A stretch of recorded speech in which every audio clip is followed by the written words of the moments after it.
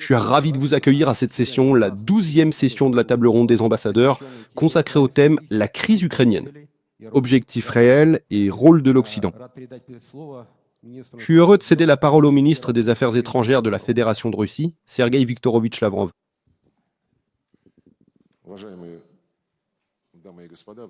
Mesdames et messieurs, Vos Excellences, je vous présente mes excuses pour l'incident technique en cours. On s'efforce de le régler, mais je suis certain que vous aurez tout de même l'occasion de prendre la parole, pour ceux qui souhaitent poser des questions ou faire des commentaires. Avant de passer au sujet principal de notre rencontre d'aujourd'hui, je voudrais exprimer mon soutien à l'ambassadeur de la République de Biélorussie, ici présent, et à travers lui, au peuple biélorusse. Suite à l'acte terroriste commis par les forces armées ukrainiennes dans la région de Bryansk, et en raison des menaces proférées contre Minsk par la junte de Kiev. Je fais référence aux propos grossiers de Zelensky, exigeant de rétablir l'ordre sur le territoire d'un État souverain, faute de quoi, prétend-il, il s'occuperait lui-même d'y faire régner l'ordre. Et à cet égard, puisque notre thème a une dimension européenne aujourd'hui, je voudrais citer une déclaration de la porte-parole de la Commission européenne, Madame Hipper. Elle est allemande. Interrogée hier par des journalistes sur le soutien de l'Union européenne aux récentes déclarations de Zelensky, exigeant que les dirigeants biélorusses retirent certains relais de leur territoire, elle a aussitôt accusé Minsk de continuer à aider la Russie dans sa soi-disant agression en Ukraine et d'actes prétendument provocateurs de Minsk contre l'Union européenne et ses États membres, y compris des violations de l'espace aérien et l'utilisation de migrants comme instrument de pression. Elle a tout mélangé, tout ce dont elle se souvenait. Et on a conclu que c'est précisément pour cela que l'Union européenne a imposé des sanctions contre le soi-disant régime de Loukachenko, comme elle l'a dit, et qu'elle est prête à prendre d'autres mesures tant que les autorités biélorusses ne changeront pas leur comportement. Elle a déclaré explicitement, je cite, « Et bien sûr, l'Ukraine a le droit à la légitime défense ». Fin de citation. Cette dame allemande a soutenu directement les menaces que Zelensky a proférées hier contre un État souverain, en promettant d'utiliser la force si ce dictateur en avait envie. C'est pourquoi je considère que cette tentative cynique doit être condamnée. Ceci vise manifestement à entraîner la Biélorussie directement dans le conflit et à étendre la zone des hostilités, compliquant ainsi tout règlement du conflit par des voies politico-diplomatiques. Et je voudrais à cet égard rappeler à ceux qui, à Kiev, se livrent à ce genre de propagande et de menaces, et à ceux qui, en Occident, font de même et soutiennent le régime nazi, que depuis mars 2025, un traité est en vigueur entre la Fédération de Russie et la République de Biélorussie sur les garanties de sécurité dans le cadre de l'État de l'Union. Et si nécessaire, nous sommes prêts à prendre toutes les mesures prévues par le traité pour assurer la sécurité de notre allié et, bien entendu, la sécurité de l'État de l'Union. Avec votre permission, je voudrais maintenant donner la parole à l'ambassadeur de Biélorussie en Russie, Monsieur Yuri Mikhailovitch Seliverstov. Cher Sergueï Viktorovitch, Vos Excellences, chers collègues, je commencerai par dire que le 17 juin, dans la région de Bryansk, en Fédération de Russie, un drone d'attaque d'origine ukrainienne a frappé un bus civil qui transportait pour des vacances. À Gelendzhik, 44 citoyens biélorusses, dont la majorité des passagers, 28 personnes, sont des enfants, membres d'une équipe de football junior de Rechitsa. À la suite de l'attaque, une citoyenne biélorusse enceinte a été tuée. Nous pleurons sincèrement la défunte. 8 personnes, dont 6 enfants, ont été blessés à des degrés divers de gravité. Je vous suis reconnaissant, Sergueï Viktorovitch, ainsi qu'à tous nos amis russes et partenaires internationaux qui ont exprimé leurs condoléances et qui ont fermement condamné cette attaque inhumaine. Nous remercions sincèrement la partie russe pour l'aide complète, y compris médicale, apportée aux victimes. Nous condamnons fermement l'attaque contre le bus transportant des enfants. Tout comme les événements de Starobelsk, nous la considérons comme un acte terroriste contre la population civile, qui n'a et ne peut avoir aucune justification. De plus, comme l'a déclaré le président de la Biélorussie, c'est du fascisme pur et simple que de s'en prendre à des enfants. La République de Biélorussie attend une enquête immédiate et responsable sur cette tragédie. Cette attaque cynique et délibérée contre des civils doit faire l'objet d'une évaluation juridique de principe, y compris de la part des structures internationales de défense des droits de l'homme. Le 18 juin, le président de la Biélorussie a déclaré « Nous ne nous précipitons pas pour tirer des conclusions, mais nous constatons clairement qu'il s'agit d'un drone d'origine ukrainienne. » C'est un drone ukrainien. Si quelqu'un provoque et tente d'entraîner la Biélorussie dans la guerre, cela finira mal pour ceux qui essaient de le faire. Le même jour, le chargé d'affaires par intérim de l'Ukraine a été convoqué au ministère des Affaires étrangères de Biélorussie. La partie biélorusse a exigé de la partie ukrainienne des explications exhaustives sur ce qui s'est passé, ainsi que la tenue immédiate et d'une enquête objective, ainsi que la fourniture d'informations sur la mise en cause de tous les coupables avec la plus grande fermeté. Il a été souligné que la Biélorussie continuera de mettre en œuvre toutes les mesures nécessaires pour protéger la vie et la sécurité de ses citoyens, et se réserve le droit de prendre les mesures appropriées à l'égard de la partie ukrainienne. Chers collègues, le conflit qui fait rage aux frontières de la Biélorussie ne s'éternise pas seulement, il s'intensifie de jour en jour. Et le plus terrible que nous voyons aujourd'hui, ce sont les attaques délibérées et ciblées contre la population civile. Des innocents meurent, des infrastructures civiles sont détruites. On ne peut pas fermer les yeux là-dessus. Hier encore, à Brest, ont eu lieu d'importantes commémorations pour le 85e anniversaire de l'attaque perfide de l'Allemagne contre l'Union soviétique et le début de la Grande Guerre patriotique. En ce jour, en Biélorussie, qui a perdu dans cette guerre terrible, un habitant sur 3. Nous célébrons la journée nationale de la mémoire des victimes de la Grande Guerre patriotique et du génocide du peuple biélorusse. Malheureusement, ceux qui n'ont pas préservé la mémoire historique et oublié la valeur de la paix utilisent encore aujourd'hui des méthodes terroristes. Nous confirmons la position ferme de la Biélorussie sur la nécessité d'un règlement diplomatique pacifique rapide du conflit en Ukraine. Nous appelons à mettre fin aux jeux dangereux avec la sécurité dans notre région. Assez d'attiser cet incendie. Il est temps d'arrêter l'envoi massif d'armes dans la zone de conflit et de stopper le flux de déclarations provocatrices qui ne font que nous rapprocher du point critique. Nous saluons et soutenons tous les efforts visant à résoudre la crise ukrainienne et à parvenir à un accord de paix. Un règlement pacifique durable n'est possible que sur la base de la formation dans notre région et en Eurasie en général d'une nouvelle architecture de sécurité inclusive. Elle doit reposer sur l'égalité souveraine des États et les principes de l'indivisibilité de la sécurité. L'inadmissibilité d'assurer sa sécurité au détriment de celle des autres et la primauté du droit international. La Charte eurasienne de la diversité et de la multipolarité est appelée à apporter une contribution majeure à ce processus. Au XXIe siècle, dont l'élaboration a été initiée par la partie biélorusse avec le soutien actif de la Fédération de Russie. Un noyau de partisans de l'idée de la Charte a été formé, prêt à participer à la réunion ministérielle à New York en septembre 2026. Excellences, collègues, quand des enfants partant en vacances se retrouvent dans le viseur de drones de combat, toute ambiguïté disparaît.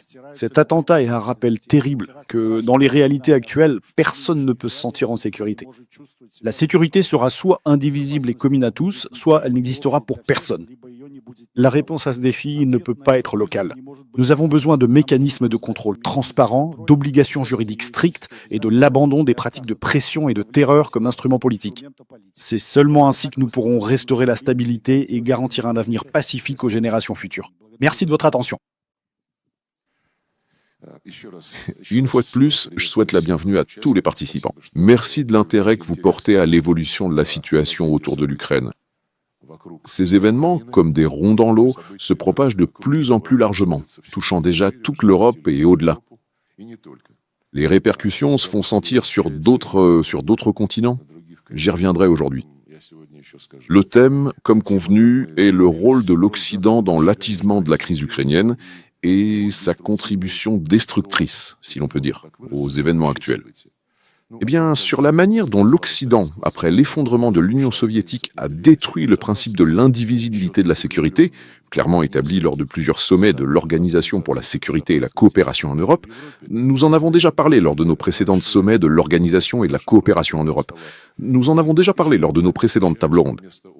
Et sur le plan pratique, nous avons noté qu'au lieu de respecter la signature de leur président au bas de ses engagements, de ne pas renforcer leur propre sécurité, point aux dépens d'autrui, l'Occident a systématiquement étendu le bloc militaro-politique de l'OTAN vers les frontières russes, s'employant à créer directement à nos portes un arc d'instabilité composé de régimes politiques russophobes dans le but d'un endiguement stratégique de notre pays. Une attention particulière a été accordée à l'Ukraine dans ce travail. Ils n'ont épargné ni argent ni effort pour soutenir le nationalisme ukrainien, connu dans le monde entier depuis la Seconde Guerre mondiale pour sa cruauté particulière. L'Occident a soigneusement cultivé en Ukraine des nazis déclarés, des russophobes, des antisémites, qui n'ont jamais caché leur sympathie pour Hitler, l'idéologie nazie, sa symbolique, et étaient fiers point des crimes de leurs prédécesseurs pendant la Seconde Guerre mondiale, contre les Russes, les Biélorusses, les Juifs, les Polonais et les représentants d'autres nationalités. L'Occident a soutenu un coup d'État à Kiev dès décembre 2004, lorsqu'en violation de la constitution ukrainienne, il a imposé un troisième tour de scrutin, non prévu par la Constitution. Et lors de ce troisième tour, un travail colossal a été accompli pour empêcher l'élection de celui qui avait remporté le second tour. Et au troisième tour, l'Occident a fait passer son propre candidat. Et bien sûr, l'Occident a joué un rôle direct dans le second coup d'État en février 2014, lorsque, malgré, je le souligne, l'accord de règlement entre le pouvoir et l'opposition, un accord garanti par l'Allemagne, la France et la Pologne, malgré tout cela, le pouvoir a été saisi par des nazis déclarés, des russophobes, qui ont immédiatement entrepris l'extermination physique de leurs concitoyens dans le Donbass, contre des civils bafouant toutes les normes du droit international humanitaire. L'armée, l'aviation de combat et de purs criminels des bataillons nationalistes ont été mobilisés. Pourtant, dès 2004, Bruxelles n'a cessé de répéter aux Ukrainiens « Vous devez faire un choix. Avec qui êtes-vous? Avec l'Europe ou avec la Russie ?» Et cette carte « avec nous ou contre nous », les Occidentaux la jouent d'ailleurs cyniquement dans bien d'autres cas. C'est précisément selon cette logique qu'en 2005, en Ukraine, après l'annulation des résultats électoraux, ils ont organisé un second tour et porté à la présidence un candidat favorable à l'Occident. À propos des événements récents, je mentionnerai aussi les félicitations de la présidente de la Commission européenne, Ursula von der Leyen, qui a envoyé un message au Premier ministre arménien, Nikol Pachinian. Je cite « L'esprit de la révolution de velours que vous avez menée en 2018 est bien vivant et prospère. Erevan peut compter sur l'Europe. » Fin de citation. En d'autres termes, on ne se contente plus d'essayer, de changer de régime par des méthodes clandestines. On se targue désormais de mener des révolutions de couleur, de velours ou autres. Mais pour en revenir à l'Ukraine, depuis 2015, la Russie était fermement attachée à la mise en œuvre de l'ensemble de mesures de Minsk, signées après des mois de tentatives pour stopper la guerre illégale déclenchée par le régime de Kiev contre son propre peuple et qui fut signée à Minsk après 17 heures de négociations, et garantie là encore par la chancelière Merkel et le président français Hollande. Après l'approbation du Conseil de sécurité de l'ONU, il nous semblait que l'Occident respecterait ses engagements, en forçant le régime ukrainien à appliquer ce qu'il avait signé et qui était garanti par les principaux membres de l'Union européenne. Mais ni l'Occident, ni ses membres influents, ni Kiev n'avaient l'intention d'appliquer ce document crucial. Et plus tard, les anciens dirigeants de la France, de la RFA et de l'Ukraine, signataires du document, l'ont admis, et avec fierté. Puis, en 2021, quand le régime ukrainien, soutenu par l'Occident, comptait manifestement régler le problème du Donbass par la force, en s'emparant simplement des territoires ayant refusé l'idéologie nazie des putschistes arrivés illégalement au pouvoir, nous avons alors proposé à l'Occident, à l'OTAN et aux États-Unis de régler par la voie diplomatique la crise fatale de la sécurité européenne qu'ils avaient eux-mêmes provoquée, en adoptant, négociant et signant 2 traités consacrés à la garantie fatale de la sécurité européenne qu'ils avaient eux-mêmes provoquée, en adoptant, négociant et signant 2 traités consacrés à la garantie. L'équilibre en matière de sécurité et vise à exclure les risques de déclenchement d'un conflit armé direct. Nous avons demandé que ces accords soient formalisés par des garanties mutuelles juridiquement contraignantes. Nos propositions ont été rejetées avec arrogance. On nous a dit que la Russie n'avait pas son mot à dire sur la question d'accepter l'Ukraine au sein de l'Alliance Atlantique ou non. Aujourd'hui, la Grande-Bretagne et les pays de l'Union européenne continuent d'abreuver le régime nazi de Kiev d'armes et d'argent. Ils encouragent ces actions ouvertement terroristes. Ils s'en sont même venus à justifier n'importe quel acte criminel du régime de Kiev. En particulier, ils accusent la Russie du fait que des drones ukrainiens violent à plusieurs reprises les frontières des pays de l'Union européenne. Des drones, y compris de combat, chargés d'explosifs, ce qui peut entraîner des conséquences tragiques. Mais dans la déclaration du Conseil européen du 19 juin de cette année, ils se sont réunis récemment, il est dit explicitement, je cite, « La Russie porte l'entière responsabilité de toutes les conséquences ». Faisant référence au fait que des drones de combat ukrainiens survolent et s'écrasent sur le territoire des pays de l'Union européenne. Dans ce même document, la déclaration du Conseil européen, il est affirmé que l'Europe doit jouer un rôle clé dans le futur règlement du conflit entre la Russie et l'Ukraine. On ne peut que deviner de quel rôle il s'agit, car un débat désordonné à ce sujet a déjà lieu dans l'espace médiatique. À l'issue de la réunion du Conseil européen, le chef de cette structure, M. Costa, s'est exprimé en disant que le moment des négociations avec la Russie n'était pas encore venu, mais que l'Union européenne avait besoin d'un canal diplomatique avec Moscou. Comme s'il n'y avait pas à Moscou de représentants de cette même Commission européenne et d'ambassadeurs de tous les pays de l'Union européenne. Selon les informations du journal Politico, le chef de cabinet de Costa, M. Pedro Lurti, a contacté à 2 reprises des responsables à Moscou. À ce point, ces dernières semaines. Il est également rapporté que les dirigeants de la France et de la République fédérale d'Allemagne ont condamné le Portugais, M. Costa, pour ses tentatives d'établir des contacts avec Moscou sur le règlement ukrainien. En particulier, le président Macron a déclaré que l'Union européenne ne pouvait en principe pas être médiatrice, puisqu'elle soutient l'Ukraine et a imposé des sanctions contre la Russie. Je laisse cette information à la conscience de Paris. Je laisse cette déclaration à la conscience de Paris qui, je vous le dis franchement, qui n'est sans doute pas contre l'idée, en secret de Bruxelles et de tous les autres, de solliciter des contacts discrets avec Moscou. Sans aucune autorisation. Mais pour M. Costa, c'est interdit. Ce n'est pas que nous soyons très intéressés par ces contacts, nous savons ce qu'ils valent. J'illustre simplement la manière dont la politique est élaborée au sein de l'Union européenne et à quel point il faut prendre au sérieux leurs déclarations constantes selon lesquelles la Russie doit s'asseoir à la table des négociations. Nous voulons, mais elle ne veut pas. Mais nous nous asseoirons comme nous le voudrons. C'est un méli-mélo total et je m'y attarderai même pas. D'autant plus que M. Zelensky, qui insiste sur des négociations tout en posant des conditions absolument irréalistes, voire insolentes, non seulement à Moscou, mais aussi à ses tuteurs européens, a déclaré explicitement l'autre jour « L'Europe doit réfléchir au format des négociations et proposer plusieurs options. Mais Kiev déterminera lui-même qui sera le négociateur pour l'Europe. » Tout commentaire est superflu. Un Führer reste un Führer. On l'a nommé à ce rôle de Führer en le sortant de l'amateurisme, mais voyez, ce personnage s'est avéré contagieux.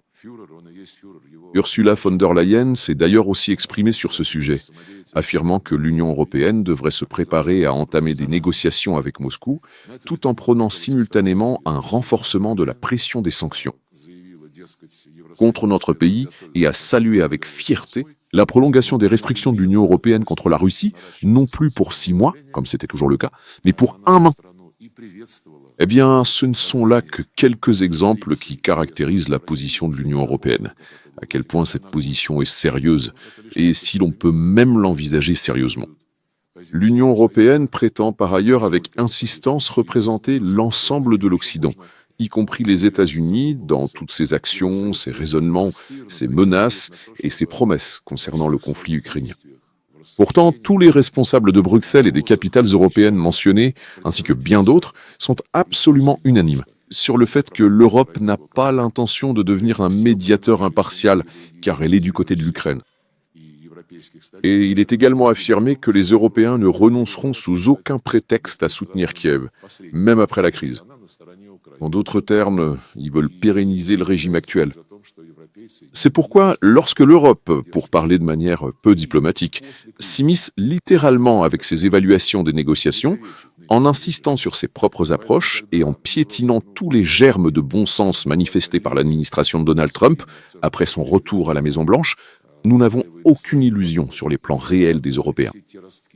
Mais j'ai déjà mentionné comment ils ont saboté les résultats des négociations en 2014 et 2015. Je mentionnerai aussi décembre 2019, quand, à l'initiative du président Macron, à Paris, s'est tenue la réunion de ce fameux format Normandie.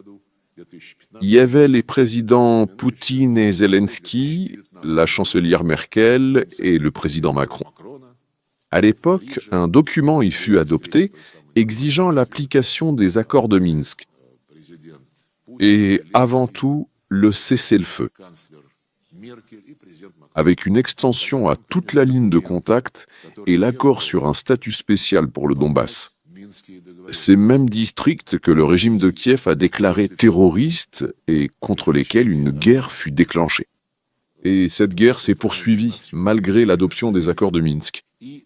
Les accords de Minsk laissaient au fond tout le Donbass au sein de l'Ukraine, en accordant aux habitants du Donbass un statut spécial, prévoyant surtout l'autorisation de parler russe et d'avoir leur propre structure administrative. Et lors de la conférence de presse, dans la déclaration du sommet du G7, je n'ai pas encore mentionné que...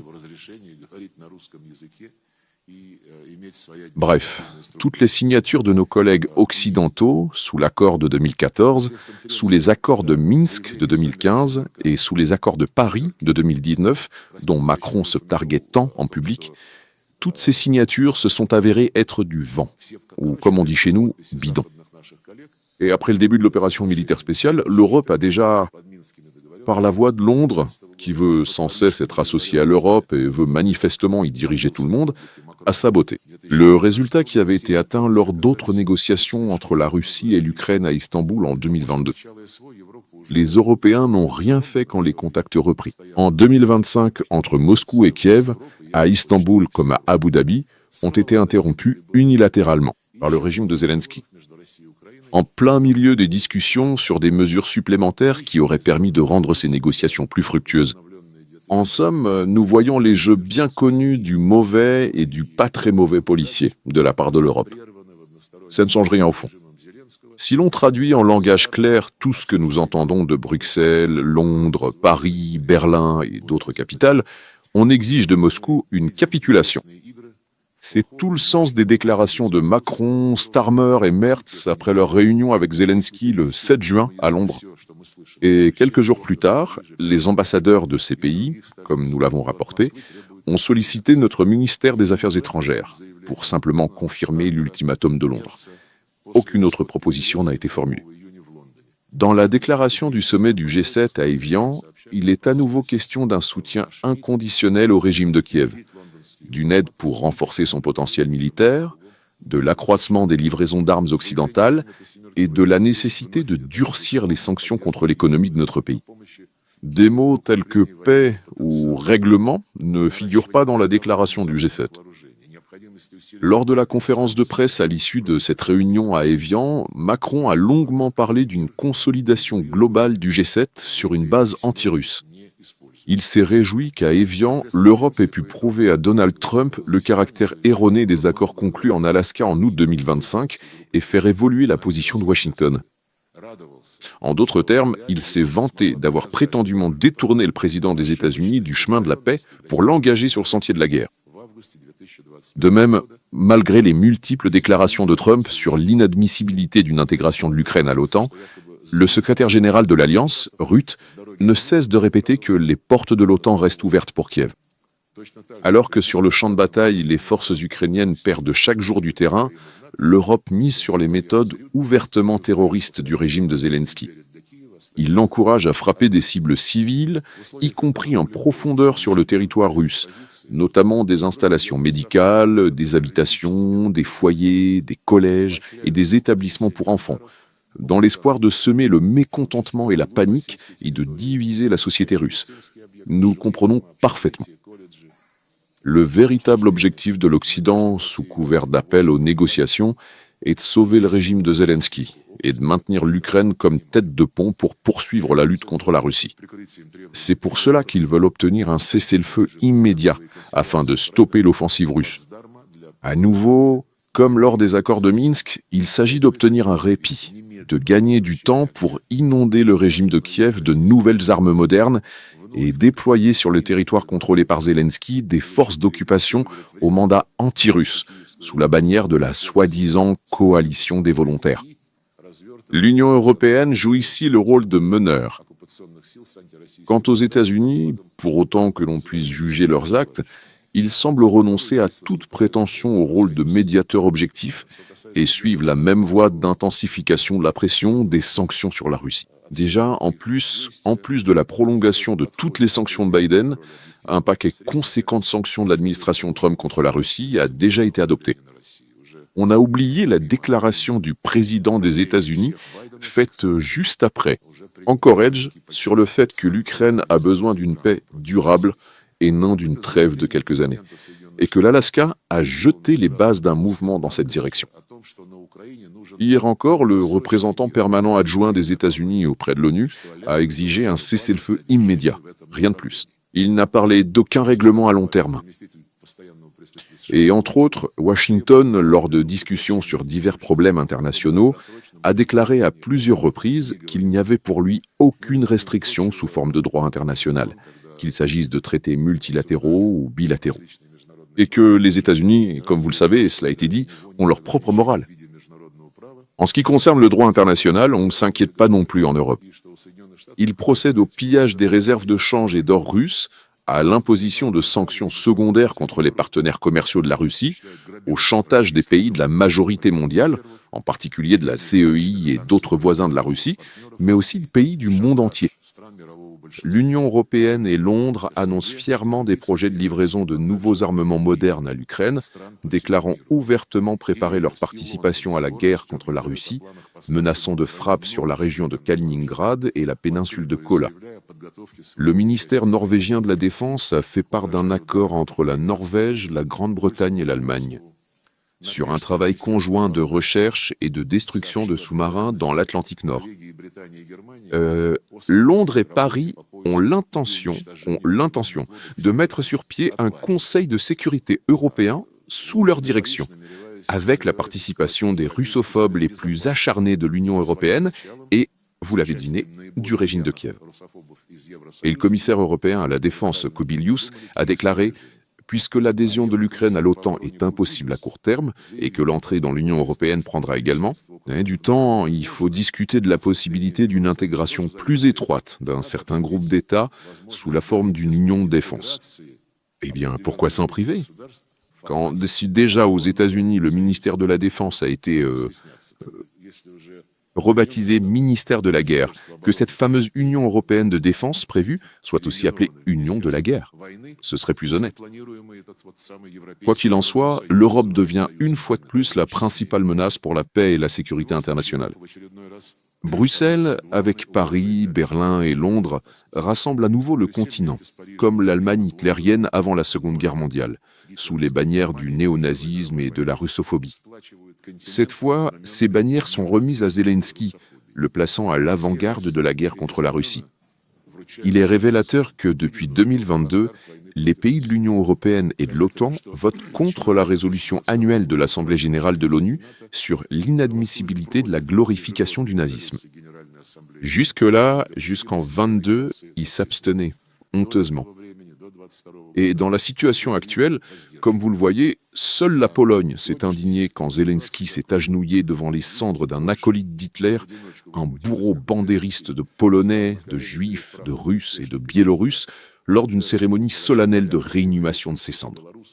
Tout le reste de l'Occident a gardé le silence sur une telle profanation de la mémoire des victimes du nazisme. Et ce silence n'était nullement honteux, mais au contraire encourageant. Il est révélateur que lorsque le président Nawrocki a retiré à Zelensky la plus haute distinction polonaise, en signe de solidarité avec le chef du régime, tous les anciens présidents de l'Ukraine ont commencé à rendre leurs ordres polonais. Poroshenko, Yushchenko et même Kuchma, qui, durant ses années au pouvoir au début des années 2000, n'avait pas été publiquement remarqué pour sa complicité avec l'idéologie nazie. Cela signifie qu'en pratique, les orientations nazies et racistes étaient nourries par les dirigeants de Kiev. Depuis longtemps, c'est juste qu'ils les cachaient auparavant. Chers collègues, nous avons marqué hier une date tragique de l'histoire de notre pays. Les 85 ans de l'agression armée de l'Allemagne hitlérienne contre l'Union soviétique. L'ennemi a été vaincu, mais comme nous le constatons, la leçon n'a pas été retenue. Le revanchisme agressif des élites européennes actuelles, qui ont de nouveau l'intention de vaincre notre pays, est particulièrement inquiétant. Et c'est précisément Berlin qui est en première ligne, menant la marche vers la militarisation de l'Union européenne et proclamant officiellement son intention de faire de l'armée allemande à nouveau la plus puissante d'Europe. À nouveau est un mot très révélateur dans ce contexte. On comprend bien contre qui sera dirigé le poing d'acier de cette armée allemande. Comme l'a déclaré le chef de la Luftwaffe il y a quelques jours à peine, l'aviation allemande est prête à combattre la Russie. Dès aujourd'hui. Les élites européennes actuelles ne cachent pas qu'elles se préparent à une guerre contre nous dans un avenir proche. Des échéances sont citées, au plus tard 2030, mais l'essentiel n'est pas l'échéance, c'est le fond. Il a été annoncé, par exemple, c'est un fait important, un fait intéressant, que les Pays-Bas testent un scénario de création de camps pour les prisonniers de guerre russes sur leur territoire en cas de guerre. Contre nous, eh bien, au fond, ce sont les mêmes camps de concentration que l'Allemagne a créés en Europe pendant la Seconde Guerre mondiale. Dans le même temps, il est admis ouvertement que pour mieux se préparer à une guerre contre la Russie, l'Europe a encore besoin de temps. Et le chef d'état-major belge a déclaré cyniquement il y a quelques mois, je cite, « Nous avons encore quelques années grâce au sang des Ukrainiens qui nous achètent ce temps. » Les tentatives de l'Occident de prendre une revanche historique sont évidentes. Pour cela, tout est permis au régime de Kiev, y compris l'instauration d'un culte des collaborateurs hitlériens, l'interdiction législative de la langue russe dans tous les domaines et de l'Église orthodoxe ukrainienne canonique, en violation directe de la charte de l'ONU, de nombreuses conventions internationales et de la constitution même de l'Ukraine. Pratiquement le jour même où Zelensky a signé une énième loi russophobe, cette fois sur la non-application de la Convention européenne des langues régionales et minoritaires à la langue russe, ce même jour, Ursula von der Leyen a fièrement annoncé l'ouverture des négociations d'adhésion de l'Ukraine à l'Union européenne, en commençant par le premier chapitre de négociation. Ce chapitre, par coïncidence, porte sur l'état de droit, la démocratie et les droits de l'homme. Ni à ce propos, ni jamais d'ailleurs, pas un mot de critique envers Kiev n'est venu de Bruxelles ou d'autres capitales européennes pour sa politique dans le domaine de ces fameux droits de l'homme. Au contraire, Bruxelles, Londres, Paris, Berlin encensent le régime de Zelensky comme luttant pour les valeurs européennes, confirmant ainsi sur quelles valeurs repose réellement l'Union européenne. Il s'avère que l'Union européenne actuelle adhère aux valeurs du nazisme. Une fois de plus, dans l'histoire. Toute vérité sur ce qui se passe devient instantanément tabou. Les exemples sont légion. Parmi les derniers, l'interdiction faite aux médias européens Politico de publier mon article, malgré l'accord conclu. Voilà pour la liberté d'expression. Nous avons d'ailleurs distribué le texte de l'article dans les documents de la réunion d'aujourd'hui. J'espère qu'il vous sera utile. D'ailleurs, puisqu'on parle d'intervention dans la presse, déjà en janvier 2018, il y a 8 ans, notre journal Commerçante publiait mon entretien intitulé « 2018, une propension à la russophobie sans précédent ». Cet entretien contenait des mises en garde à l'Occident contre ses plans agressifs, citant de nombreux exemples de la volonté de la Russie de normaliser ses relations avec l'Europe sur la base du respect mutuel et d'un juste équilibre des intérêts. Malheureusement, la bonne volonté affichée depuis des années par les dirigeants russes, et personnellement par le président Poutine, pour apaiser les tensions explosives accumulées par l'Union européenne et l'OTAN envers la Russie, n'a pas été payée de retour. En conséquence, nous avons la situation actuelle où toute possibilité de négociation d'égal à égal est rejetée par les bureaucrates bruxellois et leurs complices à Berlin, Paris, Londres. Je le souligne encore une fois, ils veulent une revanche. Ils veulent que la Russie capitule et accepte l'absorption de l'Ukraine, dirigée par l'actuel régime nazi, soit par l'Alliance Atlantique, soit par l'Union européenne, alors qu'il n'y a désormais plus aucune différence. Le degré d'obsession de l'Occident à vouloir vaincre la Russie est illustré par les statistiques de l'Organisation de coopération et de développement économique. C'est une organisation occidentale, vous le savez. Afin d'augmenter les dépenses pour l'Ukraine en 2025, les volumes d'aide officielle aux pays les plus pauvres du monde ont été réduits de plus de 23%. Les 5 principaux donataires ont tous limité leur aide au Sud global. Les États-Unis, l'Allemagne, la Grande-Bretagne, le Japon et la France. Ils l'ont limité parce qu'ils augmentent leur aide à l'Ukraine. Chacun peut tirer ses propres conclusions sur les réelles priorités de l'Occident.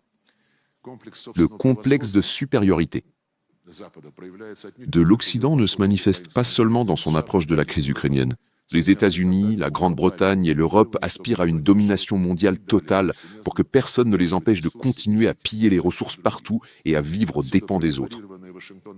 D'où l'objectif déclaré de Washington de s'emparer des marchés énergétiques mondiaux. En janvier, nous avons assisté à une invasion armée des États-Unis au Venezuela, faisant des dizaines de morts et de blessés.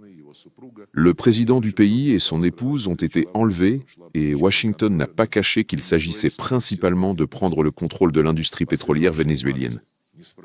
Les agressions non provoquées des États-Unis et d'Israël contre l'Iran en mars ont gravement déstabilisé la situation, non seulement au Moyen-Orient, mais aussi dans le monde. Et l'autre jour, le président Trump a déclaré qu'en cas d'échec des négociations, les États-Unis prendraient le contrôle du détroit d'Ormuz. Et il s'agit encore une fois de pétrole et de rien d'autre. Et bien sûr, une pression néocoloniale est ouvertement exercée aujourd'hui contre Cuba, avec qui nous réaffirmons notre solidarité. L'Occident cherche avec insistance à établir son influence sur le développement des routes énergétiques et de transport en Asie centrale et dans le Caucase du Sud.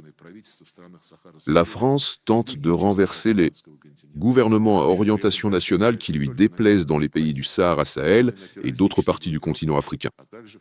Ce faisant, Paris s'appuie non seulement sur des séparatistes locaux, mais aussi sur des groupes terroristes, et de plus en plus sur des combattants de formation ukrainienne qui ont décidé d'ouvrir un second front contre la Russie en Afrique. En Asie de l'Est, où jusqu'à récemment tous reconnaissaient le rôle central de l'ASEAN et les mécanismes de partenariat universel créés autour de cette association, des blocs fermés à vocation militaire, des trios, des quatuors, certains même avec une composante nucléaire, sont désormais créés. L'OTAN affirme déjà que, contrairement à son objectif statutaire de protéger le territoire de ses membres, l'Alliance a le droit de diriger sur tout le continent eurasien, car les menaces pour l'OTAN proviendraient désormais de la mer de Chine méridionale, du détroit de Taïwan, de l'Asie du Sud-Est et du Nord-Est. Un tableau complet de la mainmise sur tout le continent eurasien se dessine, en commençant par l'Ouest. Maintien du régime nazi en Ukraine, création de nouvelles menaces pour la sécurité de la Russie, pression sur les autres États post-soviétiques pour qu'ils suivent la ligne occidentale, se joignent aux sanctions et jusqu'à la promotion de stratégies indo-pacifiques à l'est du continent, avec pour objectif affiché de contenir la Chine et la Russie. À cette ligne, nous opposons, comme vous le savez, le concept d'une architecture de sécurité et de coopération à l'échelle du continent, ouverte à tous les pays d'Eurasie sans exception. C'est ce qui a été discuté lors du récent sommet Russie-ASEAN à Kazan. Nous et nos partenaires n'imposons rien à personne. Nous proposons simplement d'entamer un dialogue sérieux sur tous les problèmes et conflits de ce vaste continent. De la position qui l'emportera, la soumission de tous à un centre unique ou un travail collectif pour un équilibre des intérêts, dépend, sans exagérer, l'avenir de l'ordre mondial. La Russie et ses partenaires de la CEI, de l'OTSC, de l'OEE, de l'OCS et d'autres organisations régionales choisissent clairement la voie du dialogue. Ils restent attachés au principe de la Charte des Nations Unies, établie après la défaite du nazisme et du militarisme lors de la Seconde Guerre mondiale. On ne peut permettre une révision des résultats de cette guerre, la plus sanglante de l'histoire, et encore moins la renaissance des forces du mal qui l'ont déclenchée. La majorité mondiale doit prendre conscience de sa responsabilité sur cette question. Protéger la charte de l'ONU et s'opposer aux tentatives de freiner le processus historique vers un ordre mondial multipolaire et juste. Je voudrais conclure en notant que, malgré les ruses des élites européennes et de leurs clients à Kiev, tous les objectifs de l'opération militaire spéciale seront atteints. Il est impératif de garantir concrètement le statut neutre, non aligné et non nucléaire de l'Ukraine. C'est ce statut qui figure dans sa déclaration d'indépendance, et c'est avec ce statut que la Russie et les autres ont reconnu l'État ukrainien.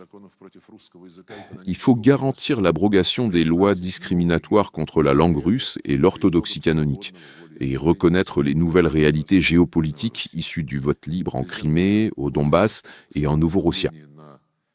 Le président Poutine, lors du récent forum économique de Saint-Pétersbourg, répondant aux journalistes sur le message grossier de Zelensky, s'est adressé non pas au chef illégitime de la junte de Kiev, mais aux soldats et commandants russes sur le front. Il a déclaré « Tout le pays vous regarde, tout le pays est fier de vous et compte sur vous. Travaillez, mes frères ». Ces mots ont été transmis par radio il y a des années, juste avant sa mort, par l'un de nos soldats, un Daguestanais encerclé par des terroristes dans le Caucase. Finalement, ces terroristes ont été éliminés. Le même sort attend leurs partisans d'aujourd'hui. Merci.